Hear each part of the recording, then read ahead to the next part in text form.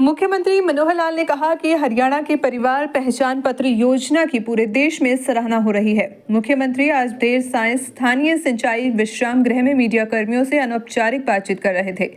श्री मनोहर लाल ने कहा कि हरियाणा के परिवार पहचान पत्र योजना की चर्चा देश व दुनिया में हो रही है।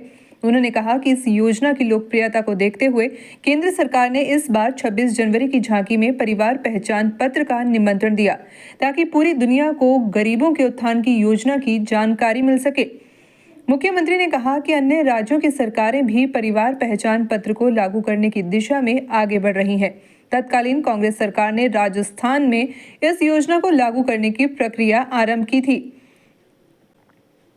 परिवार पहचान पत्र को पुअर पीपल प्रोटेक्शन पत्र बताते हुए मुख्यमंत्री मनोहर लाल ने कहा कि यह योजना गरीबों के अधिकार सुरक्षित करने का काम कर रही है। उन्होंने कहा कि इस योजना के माध्यम से पात्र लोगों के परिवारों को घर बैठे केंद्र व राज्य सरकार की योजनाओं का लाभ मिल रहा है। इस योजना के तहत विभिन्न प्रमाण पत्र भी लोगों को आसानी से मिल रहे हैं। देखिए, उनकी परिभाषा कुछ भी हो सकती है। मेरी परिभाषा है पुअर पीपल्स प्रोटेक्शन पत्र। ये गरीब आदमी के अधिकारों की सुरक्षा, उनकी सुरक्षा का ये एक काम है।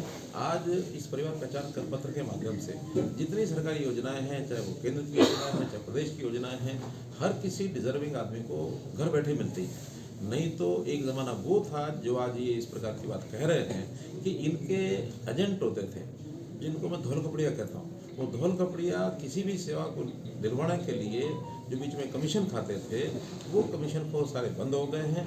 और इस नाते से इनको लगता है कि परिवार पहचान पत्र नाम से हमारी तो पूंजी खत्म हो गई। इसलिए आज गरीब व्यक्ति के हित में जो भी सरकारी सेवाएं योजनाएं होती हैं उसको घर बैठे मिलती हैं, चाहे वो राशन कार्ड हो, चाहे आयुष्मान का कार्ड हो, चाहे वो ओल्ड एज पेंशन हो, अथवा बच्चों के लिए उनके तरह तरह के सर्टिफिकेट हों, उसमें चाहे बैकवर्ड क्लास का सर्टिफिकेट हो, इनकम का सर्टिफिकेट हो, अनुसूचित जाति का सर्टिफिकेट हो, किसी प्रकार के जो भी योजनाएं और सेवाओं का लाभ, अब ये परिवार पहचान पत्र एक ऐसा सिस्टम बन गया है। और इस परिवार पहचान पत्र की इतनी सराहना हो रही है, सारे प्रदेश इसको अपने यहाँ लागू करने के लिए आगे बढ़ चुके हैं। और कांग्रेस के शासन में ही इसमें राजस्थान में उन लोगों ने इसको लागू करना शुरू भी कर दिया था।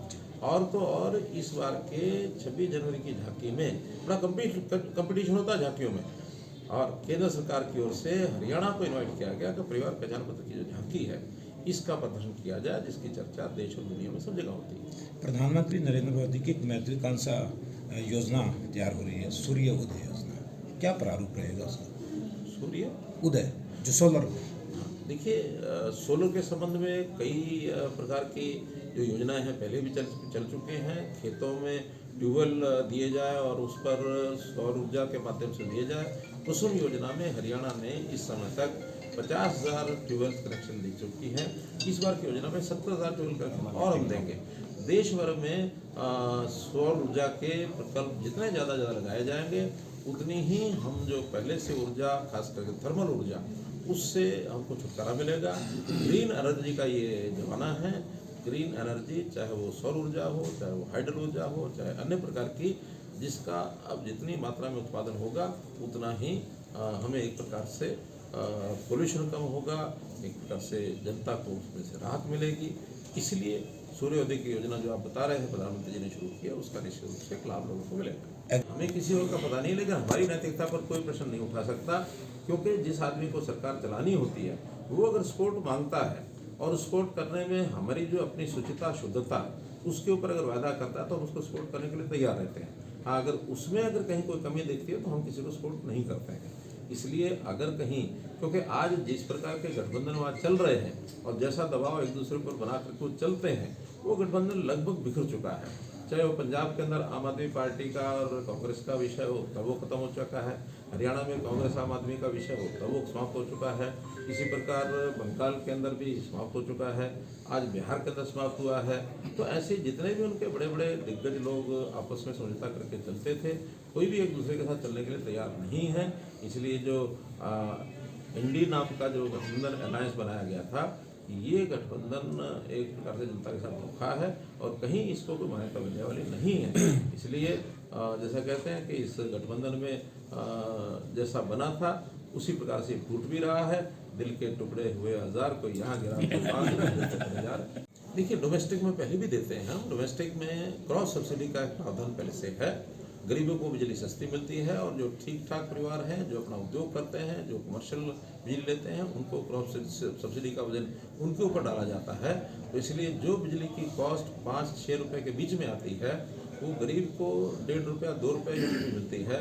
और जो इंडस्ट्री चलाते हैं या जो कमर्शियल काम करते हैं, जो बड़ी इंडस्ट्री है, उनको वो 7 रुपये 8 रुपये 9 रुपये तक भी बिजली होती है।